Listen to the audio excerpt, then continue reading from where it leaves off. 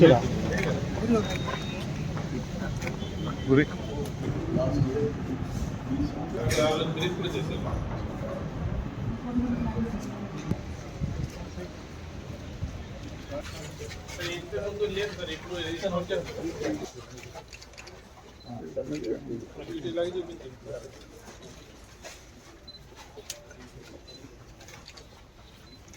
ప్రపంచ సంవత్సరాల వ్యవసాయం మీదనే అవతలకి దాటాలన్నా యువతలు దాటాలన్నా ఇప్పుడు ఉంటే 5 lakhs నాకు ఇచ్చారు, పక్కన బాయి తవ్వుకోమని నాకు డబ్బులు ఇచ్చారు, నేను పక్కన బాయి తవ్వుకున్నా సార్. హెల్త్ యాక్సెసిబిలిటీ ఉండడం అనేది చాలా ముఖ్యం.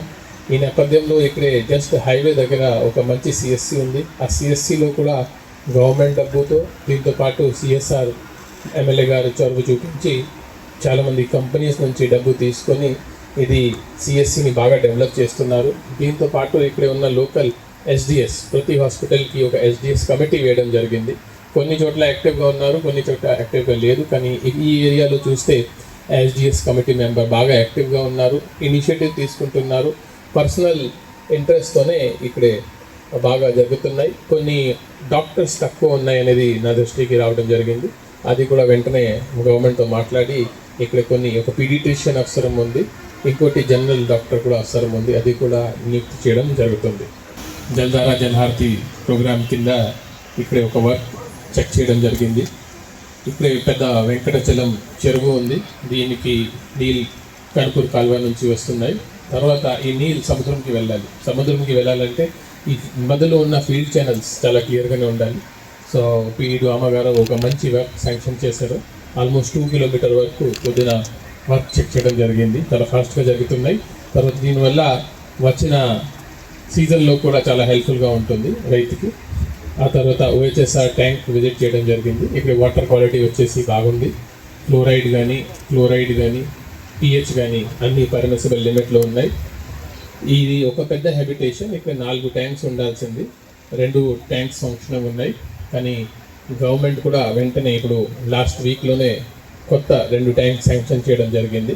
అది ఎమ్మెల్యే గారు కూడా మీకు సమాచారం ఇవ్వడం జరిగింది.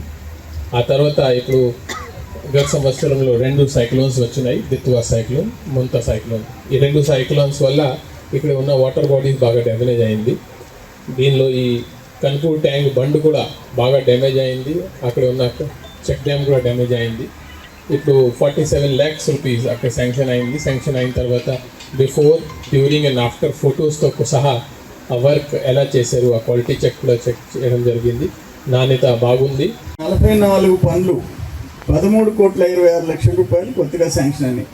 అంటే డ్రింకింగ్ వాటర్ స్కీమ్స్ ఆర్డబ్ల్యూఎస్ కింద 13,26,00,000 44 పనులు కొత్తగా మనకి, అంటే ఆల్రెడీ ఆన్గోయింగ్ జరిగే పనులు కాకుండా శాంక్షన్ అయినాయి అని చెప్పేసి నేను మనవి చేస్తున్నా.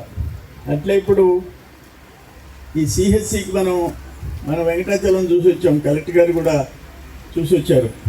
దాంట్లో 50 లక్షల రూపాయలు ఆల్రెడీ ఇచ్చి చేసాము. ఇప్పుడు 32 లక్షల రూపాయలు ఇస్తున్నాం. ఈ నెల పంచుతారు. నియోజకవర్గానికి 16,20,00,000. దేశంలో పెన్షన్ 4,000 ఉండటం, నెలకి 2,725 కోట్లు పంచటం, సంవత్సరానికి 33,000 కోట్లు పంచటం, నెలకి మనం 2,725 కోట్లు ఇస్తే మహారాష్ట్ర నెలకి 350 కోట్లు ఇస్తుంది. అంటే పేద రాష్ట్రం కాబట్టి 350 కోట్లు ఇస్తుంది. మనం మాత్రం 2,725 కోట్లు ఇస్తున్నాం. 7 రాష్ట్రాలు కలిసి 2,755 కోట్లు ఇస్తే మనం ఒక్క రాష్ట్రం 2,725 కోట్లు ఇస్తున్నాం. సామాజిక ఆరోగ్య కేంద్రం, దాన్ని మనం పిహెచ్సి నుంచి సిహెచ్సి చేసింది మనమే, ఇప్పుడు దాన్ని డెవలప్ చేసింది మనమే. నేషనల్ హెల్త్ కమిషన్ వచ్చి స్టేట్లో 2 మంచి హాస్పిటల్స్ సెలెక్ట్ చేస్తే దాంట్లో వెంకటాచలం సిహెచ్సి సెలెక్ట్ అయ్యే పరిస్థితి తీసుకొని వచ్చాం. పొదలకూరు అయితే ఆల్రెడీ 1,20,00,000 పెట్టాం, మళ్ళీ ఇంకో 2 కోట్లు పెట్టేసి ఒక డయాలసిస్ బిల్డింగ్ కట్టిస్తున్నాం. ఇప్పుడు 8 బెడ్లు ఉన్నాయి, అస్సలు ఒక్క సింగిల్ బెడ్ లేదు. మనం శాంక్షన్ చేయించాం. ఇప్పుడు మళ్ళీ దాన్ని 15 బెడ్ల కోసం ప్రయత్నం చేస్తున్నాం.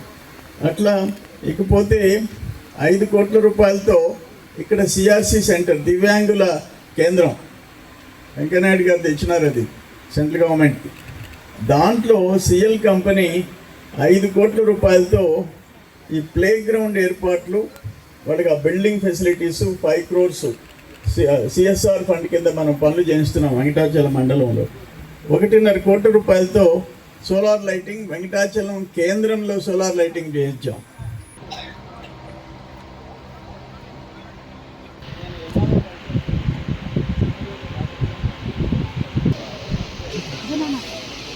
రిజిస్టర్ చేయమని